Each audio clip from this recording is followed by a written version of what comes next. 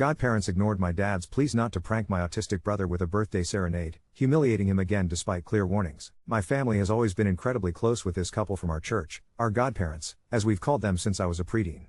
They're now in their late 60s and have been central to our lives in countless ways, counseling my parents whenever things got tough, guiding them on finances and big purchases, and offering all sorts of biblical advice. They're revered leaders in our church, pillars of the community, and it feels like they've been there for every major milestone, as essential to our family as our actual relatives.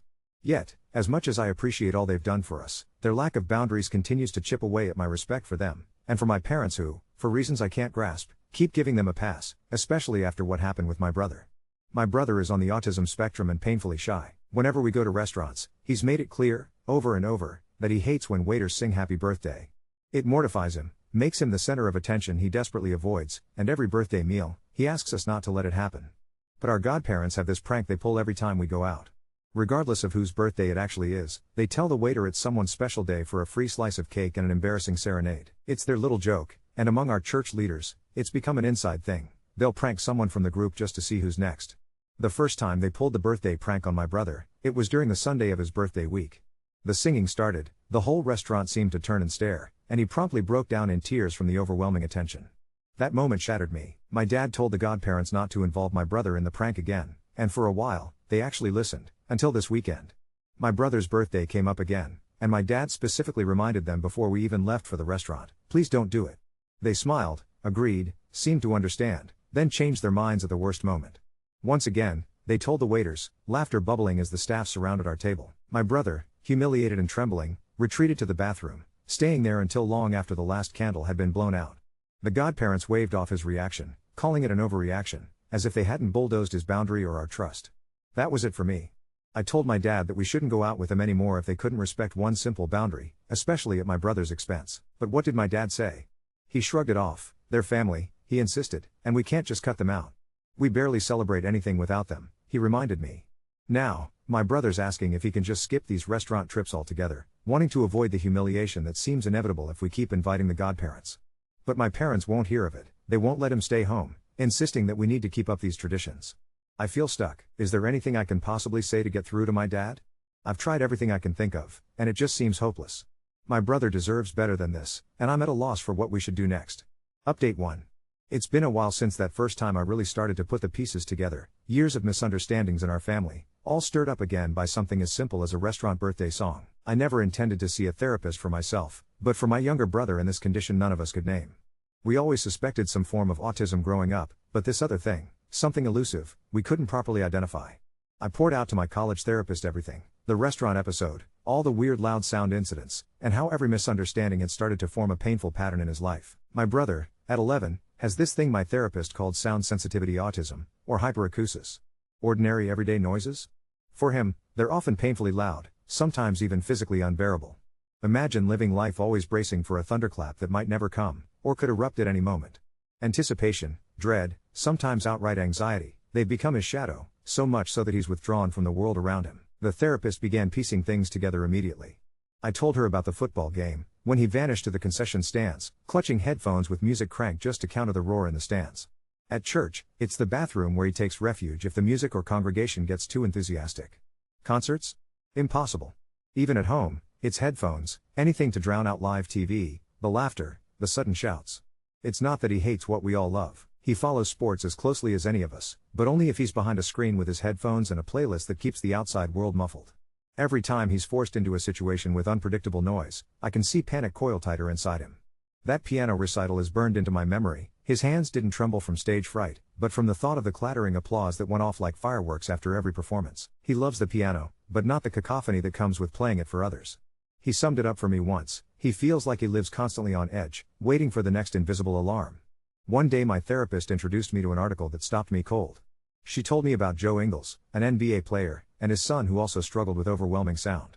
Just like my brother, Joe's son avoided his dad's games because crowds and cheers felt threatening, not fun. But last year, after the family worked with specialists, his son made enough progress to attend a Timberwolves game where his father would play in the starting lineup for that very reason, a moment cemented in media stories. I showed my parents this story, that webpage with a hopeful example I thought would finally unlock everything. For once, they listened. But instead of searching for a specialist or therapist, they doubled down on the idea they could mirror Joe's son's progress themselves. Using exposure tests at home, throwing prayer into the mix, believing medical help won't make a difference.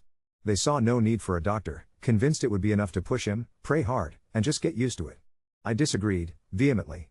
Joe's son made his breakthrough with expert help, not exposure boot camp at home. But they wouldn't hear it, and I couldn't take my brother myself. That sense of powerlessness, of having real hope at arm's length but out of reach, it still gnaws at me. As for the restaurant blow-up? It was classic sensory overload, waiters singing, tables staring, the noise tumbling over itself. Our godparents set it off, not the first time, either. When my brother was just 8, they pulled this on his birthday. He burst into tears, and my parents told them not to do it again. But this year, when he turned 11, after swearing they'd let it go, they did it anyway. My parents reminded them, pleaded even, but the promise meant nothing to our godparents. I tried explaining everything, my therapist's unofficial diagnosis, all the patterns that now made sense. But our godparents were even more dismissive, labeling my brother's reaction as acting like a girl. They loved their fake birthday routine, pranking the waitstaff for free cake every Sunday after church, making it a running joke. I called my parents out on it. It's sneaky, it's wrong, a scam against the restaurant. Dad shot back, saying it evens out when our bill hits over $100. The cake can't be worth more than $3. I pointed out what the Bible says, that all sin is the same, big or small. He didn't like that much. But none of this chips away at their certainty, no doctors, just faith and stubbornness. It drives me crazy when people use religion and pride as a shield against getting real help, as though they know best. All the while, my brother just keeps enduring what no one else can see, hoping one day the world around him might finally quiet down, or at least try to understand. Update 2. A few people have asked me if I ever thought about telling the head pastor about the leaders stealing at the restaurant, but unfortunately, the head pastor and his wife are in on the whole inside joke. It's all complicit, no one in authority is innocent in this. To clarify the pattern, there's really only one main restaurant where the birthday cake scam happens most often, but sometimes the group rotates to a Chinese buffet. The buffet doesn't do the whole birthday singing routine, probably because it's all self-serve, so on those weeks we get a small break from the charade. Since my last storm of arguments with my parents, things have gotten even more heated. I've called out the group so many times for stealing, but my dad always claims it's justified. His logic? The group size is usually between 10 to 15 people, especially when some bring their kids right from church, so, in his mind, because only one person gets the free cake through the fake birthday routine while everyone else pays for their desserts, it's fine. The bills are always a few $100s, and he points out how the restaurant is profiting thousands from us each year. But to me, that's just twisting facts to excuse lying. My dad even flat out admitted they're sinning. He literally weighed it out, the good, $200 plus in revenue for that day, versus the bad, $3 worth of stolen cake. But then, that directly contradicts what the Bible says about how all sin is equal, big or small, right? Then he took it even further and admitted he thinks Jesus is, in his words, stupid because he believes he can get away with this. If God is supposedly stupid, then how is he all-powerful? And, honestly, if he isn't all-powerful, then what's the point of going to church other than for the social status and convenience of being Christian when it suits you? On another subject, my brother's sensory challenges have been a constant friction point. I tried to convince my parents to get him some kind of medical support while he's still young, but they're tired of me bringing it up. They don't want an official diagnosis. They literally said they don't need anyone telling him there's something officially wrong with you when, quoting their favorite line, God says you're fearfully and wonderfully made. I can't agree with that mindset. My university therapist says otherwise. With a diagnosis, he could get reasonable accommodations at work in the future, and the earlier he gets help, the better chance he has. Putting it off just means his symptoms will get worse, but my parents have drawn a hard line. My therapist told me that if they refuse medical care, the next best thing would be to try and give my brother accommodations at home, like not forcing him into concerts, sporting events, or other overstimulating settings. When I suggested dropping him off at home before they go to the restaurant, since the loud, obnoxious church leaders make the environment unbearable, they shut that down too. Their excuse? Other leaders bring their kids straight from church and they don't want to get to the restaurant late. They keep repeating that he'll improve with more exposure, but I couldn't disagree more, especially without professional help. Lately, things have reached a breaking point. I decided to file a report with CPS after my brother confided in me. He said he desperately wants treatment, but our parents won't budge. He feels anxious all the time and sometimes wishes he wouldn't wake up on days when a loud event is coming up, like church or a forced outing.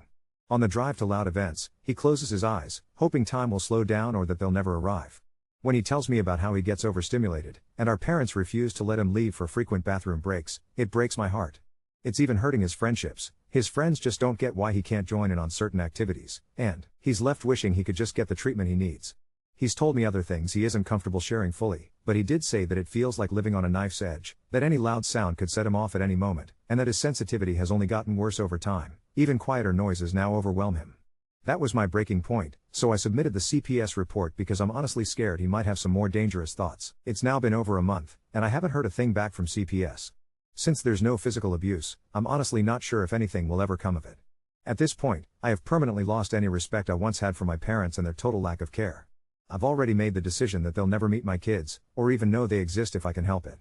Anyone I date in the future who disagrees with that view is an instant deal-breaker. My stance on this is non-negotiable. The only reason I haven't completely blown up at them is because, if I do, I know I'll get cut off, and then my brother will have absolutely no one in his corner. Update 3. I decided I wasn't going to keep walking into a buzzsaw with my eyes closed. This time, I drove separately. I told my brother to ride with me so if it went south, I could peel us out without begging for anyone's keys. On the way there, he kept his eyes shut, palms pressed to his thighs like he was trying to hold himself together. I called the restaurant ahead of time and asked for the manager. I told him, plainly, that there's a church group that comes in and lies about birthdays to get the staff to sing, and that my little brother has a sensory condition that makes that whole scene feel like a fire alarm going off inside his head. He got quiet and said he knew exactly which group I meant. They'd flagged the account in the system months ago because the free cake was appearing nearly every Sunday. He promised he'd take care of it and said no one at our table would be getting a performance. The minute we walked in with everyone, the godparents beelined for the hostess stand like they always do, putting their names down with a big flourish, already playing to the invisible audience. We sat, menus open, the same banner starting up about who wasn't telling that it was their birthday. I felt my brother tuck his chair closer to me and slip his headphones on. It should have ended there. The manager came over in a crisp shirt and politely told our table that their staff wouldn't be doing any birthday songs or comp desserts for us. He said they appreciated our business, but that particular tradition was over. You could feel the temperature spike. The Godfather laughed like it was all a misunderstanding and then argued that our group spends thousands here. The head pastor, who had slipped in late, chimed in and tried to smooth it with a smile, like he was mediating, except every line was just a nicer way of saying, do it anyway. The manager didn't budge. The godmother clapped her hands and tried to rally the table into singing it ourselves, loud and off-key on purpose, like a dare. People in the restaurant turned. The pastor started clapping too, and I watched the first flinch ripple through my brother's shoulders before anything even happened. He ripped the headphones off because they were amplifying the clapping somehow, and he bolted. I ran. He went straight through the lobby, into that blinding spill of sun and asphalt, and cut hard at the curb. An SUV rolled fast into a spot 2 aisles over and hit the brakes so hard I thought I was going to watch him break in half. The horn went off, 1, 2, too many times, and he crumpled onto the painted line with his hands over his ears, screaming in a sound I don't think I'll ever unhear. I threw myself between him and the horn, waving the driver back, and someone from inside must have called 911 because then it was sirens trying to be quiet and paramedics talking in calm little islands of words. I kept saying, it's the noise, he has sensory overload, please don't crowd him. To their credit, they listened. They knelt a few feet away, voices low. One guy took off his own beanie and dimmed the light on his pen before checking my brother's eyes. They offered to take him in to be safe. I nodded. Inside the ambulance, my dad finally caught up with us, sweating and furious, stringing accusations together like beads. Why would you call them? He's fine, this is about obedience, you're embarrassing us. And the medic, very calmly, asked if my brother had a diagnosis. I told them what my therapist said, and my dad barked out we don't claim that, like the word itself would give it power. The medic made a note and said, almost apologetically, that they're mandated reporters when they think a kid isn't getting the medical care he needs. I saw my dad swallow it and I saw what it did to him. Church leaders can wave away a manager, you can't wave away a chart. The ER was somehow both too bright and too gray. They closed the curtain and gave us a room far from the nurse's station to keep it quiet. A nurse brought in pediatric ear defenders without fanfare and handed them to me like she was passing me a lighter in the dark. My brother put them on and his whole face changed, not fixed, but not drowning, either. The doctor wasn't dramatic. She said the words I've been carrying alone for months, sensory processing, hyperacusis, likely ASD, and wrote referrals to audiology and developmental pediatrics, and to a therapist who specializes in kids like him.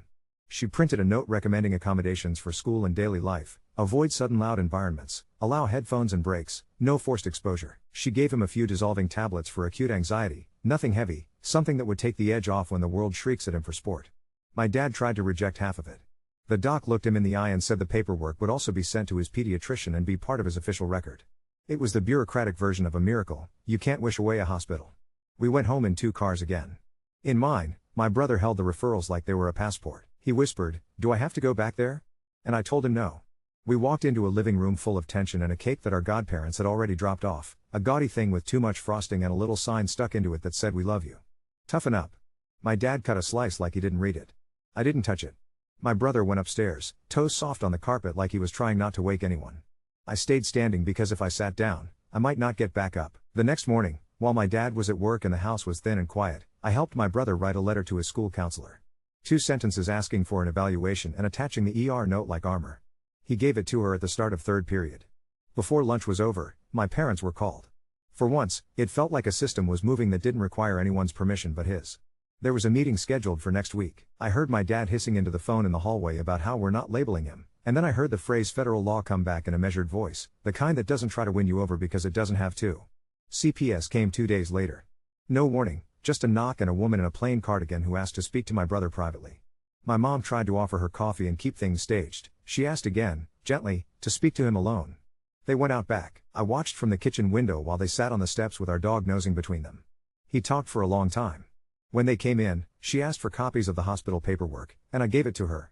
She explained a safety plan like it was a recipe: no more forced loud events, headphones allowed everywhere without punishment, bathroom breaks without question, and a requirement to keep all medical appointments. She said she'd be back in 2 weeks to confirm. My dad signed it with a scratchy signature that looked like it wanted to tear through the paper. Nobody prayed over it. It was the first document in our house that didn't try to pretend it meant something else. There were ripples. The restaurant banned the entire church group, told them not to come back. The head pastor called it persecution from the pulpit and announced a new tradition of supporting a different, more welcoming place. The godparents came by again with their breezy non-apology apologies and a fresh run of jokes, hinting that we should be flattered we were the center of the joke in the first place. I told them it wasn't a joke. They blinked at me like I'd missed it, like the punchline was still suspended over my head waiting to drop. My dad stood between us and didn't say anything. For once, silence from him was better than the wrong words. I ordered my brother musician earplugs with the money I make shelving books at the campus library, the kind that lower everything without muffling speech. We opened the package at the kitchen table and test drove them with the blender, with the faucet, with a cereal box that crackles louder than it should. He laughed when the blender whirred and didn't feel like a plane taking off, a light quick thing I hadn't heard from him in weeks. It didn't fix the world, but the world edged back a few inches, and I could breathe. There's a date on the fridge now for audiology, and one for the school meeting. I don't trust dates anymore, but they're there. We're still going to church because my parents are welded to the idea of it, and because I won't leave him alone in that building, but we drive ourselves, and we leave when he looks at me and does that small nod we practiced. I told him I would always be watching for it. I told him he's not a test of anyone's faith. He said okay. His voice was steady. For the first time, I think we're not waiting for permission to make the world quieter. We're just doing it. Update 4. The school meeting happened in a rectangular room that looked like it had been designed by a committee who wanted to make sure no one ever felt too comfortable. One wall was all windows, the blinds tilted just enough to slice the light into ribs across the table. The counselor had a stack of papers with my brother's name on them in a font that felt too big, like it was shouting even when nobody was. She gave him the seat closest to the door and he sat there with the new earplugs in, turning the little metal case over and over in his hand like a coin trick he was learning. They didn't make it a fight. The counselor talked like she already had a map of him. She used the word access a lot, like the world was a building with too many locked doors and she was just handing him keys. The principal started to say the word school culture, and then the counselor slid the ER note across to him without making eye contact and read aloud pieces that sounded like law dressed up in everyday clothes. They put it down plain: no pep rallies, no assemblies without advance planning, headphones in class okay, early release for fire drills to a designated quiet place, pass to leave when it's too much. They wrote down no forced exposure and teacher training in black pen that didn't smudge. My dad tried once, a soft "we don't want to label him," and the coordinator, very patient, said labeling is for files, not for people, and that what they were doing was making sure he could actually learn while he's here. No one asked for permission beyond his. He nodded at each point like he was testing the word in his mouth before he swallowed it. Audiology was the next day in an office that smelled like paper and lemon and held its quiet like a secret. The audiologist wore soft-soled shoes and talked to my brother, not around him. She explained what she was doing before she did it, like she was building a bridge in front of him step by step so he knew it would hold. The test wasn't the nightmare I'd pictured. It was careful, controlled, and she watched his shoulders as much as she watched the booth. When she came back in, she showed us a graph and drew her finger across it in the places where the world is supposed to be tolerable but isn't for him. "You aren't broken," she said, unhurried. "Your brain is just flagging sounds as danger that aren't meant to be. We can work on that. Gently." She fitted him for custom filters, clear, small things that looked like nothing but felt like a future, and gave us a timeline for therapy like it was a planting calendar. No boot camps, no get used to it. She said the phrase "your pace" 3 times and meaning hung off each one like a weight. Sunday didn't wait for any of that to settle. We drove ourselves. The head pastor had already framed the restaurant ban as persecution and had moved on to the idea of victory over spirits of infirmity.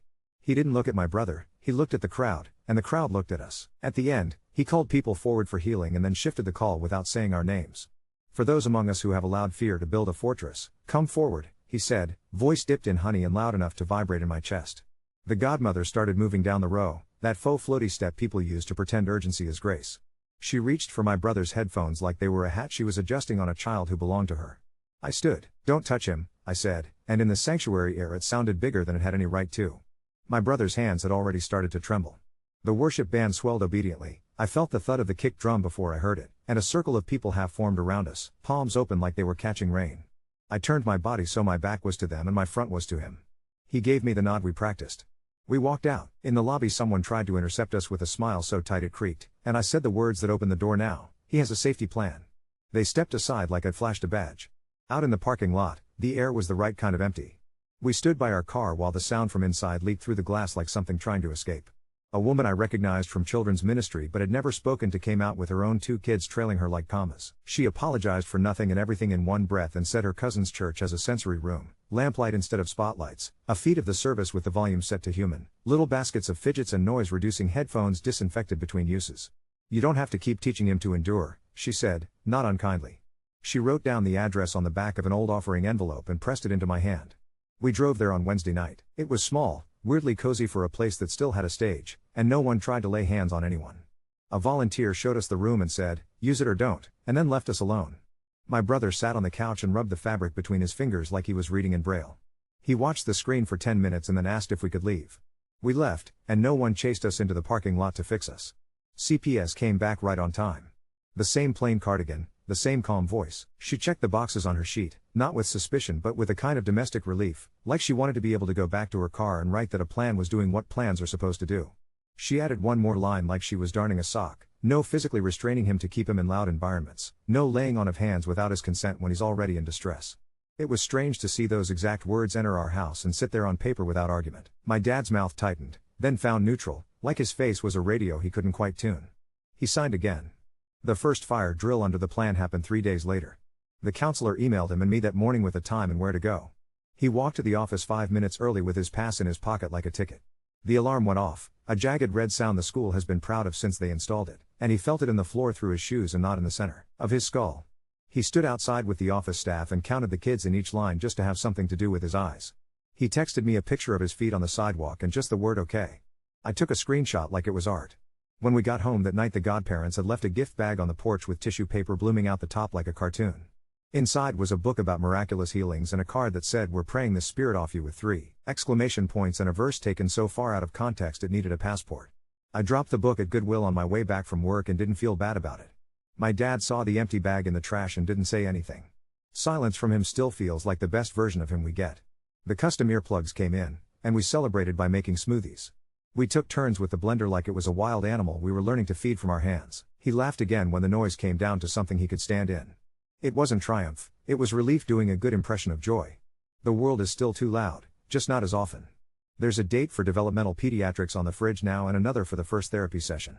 Dates lie sometimes, but these feel anchored to something that won't let them drift. We went back to the original restaurant once, just us, a quiet Tuesday. The manager saw us and lifted his chin in that tiny hello that means, I remember. We ate quickly, nobody sang, and when we left, there was a bus from another church pulling in, teenagers pouring out in a stream of perfume and laughter. I couldn't tell if they had a tradition. I watched them for a second anyway. My brother looked up at me, headphones around his neck, and said, let's go. So we did. He fell asleep that night with the ear defenders on the nightstand and a little metal case on top of them like a weight. I sat downstairs with the lights off and listened to the house be a house, the fridge humming, the wind folding itself around the gutters, the dog turning twice in her bed to make a circle. It felt like a new kind of quiet, one we made on purpose. It felt like a start. Update 5. Developmental pediatrics smelled like hand soap and crayons, like trying hard on purpose. The doctor had on sneakers that didn't squeak and a pen she clicked once and then tucked behind her ear so it wouldn't click again. She asked my brother questions like they were knots she could loosen without snapping the string.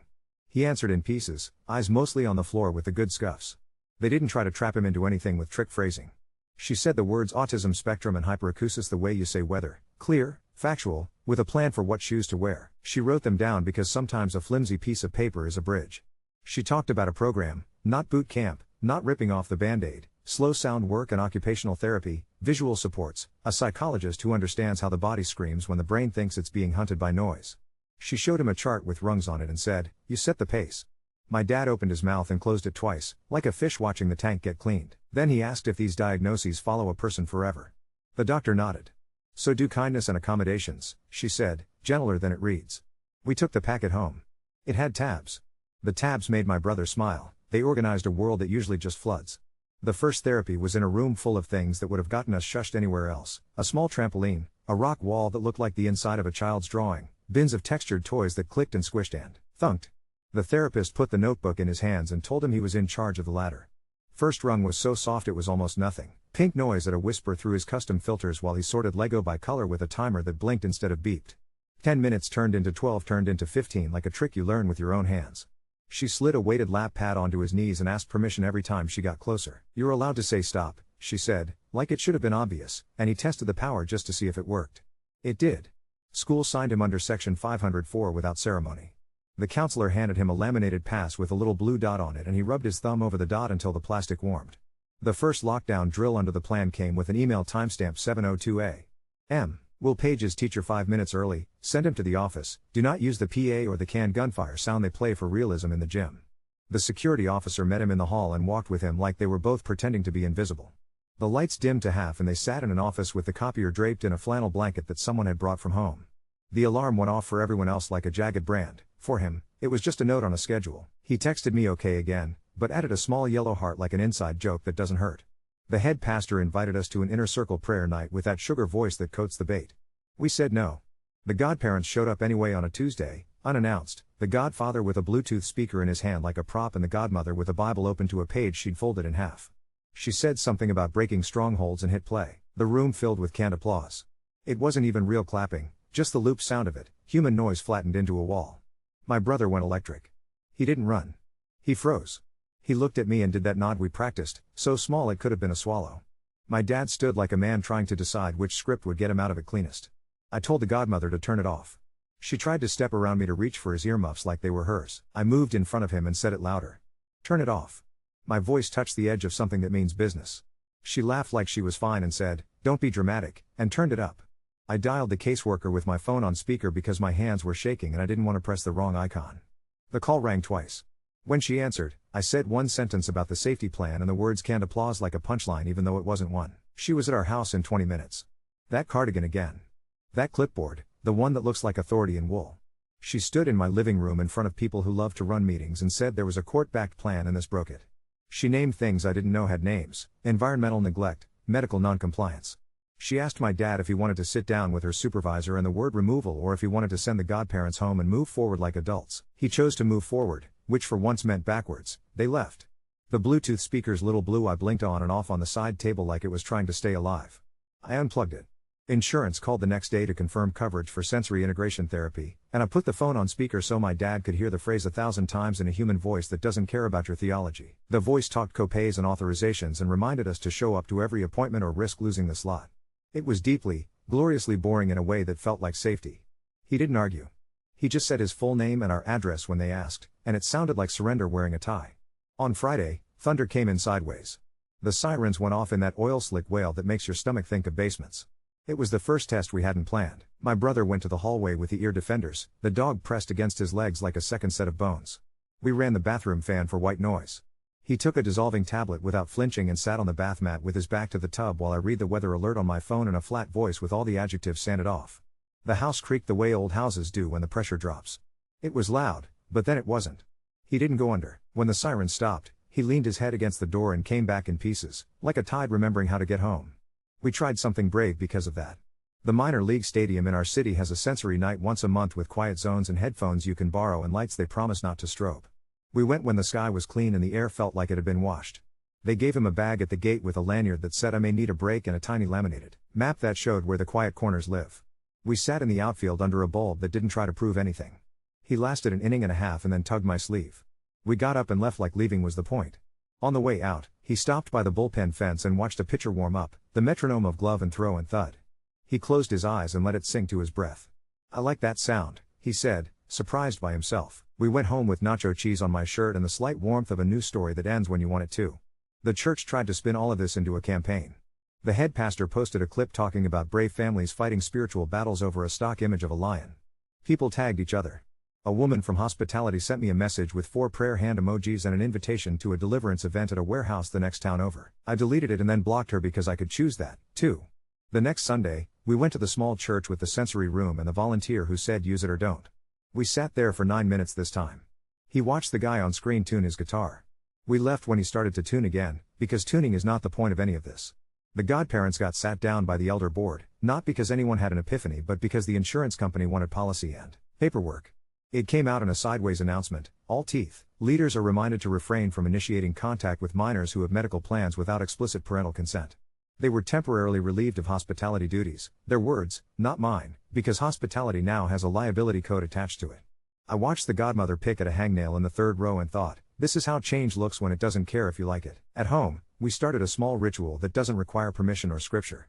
Late-night grocery runs during the last hour before close, when the fluorescent lights feel like they've given up trying to be the sun. He pushes the cart and I let him set the speed. We stand in the baking aisle and look at cakes with nothing printed on them, just smooth beige tops like the promise of quiet.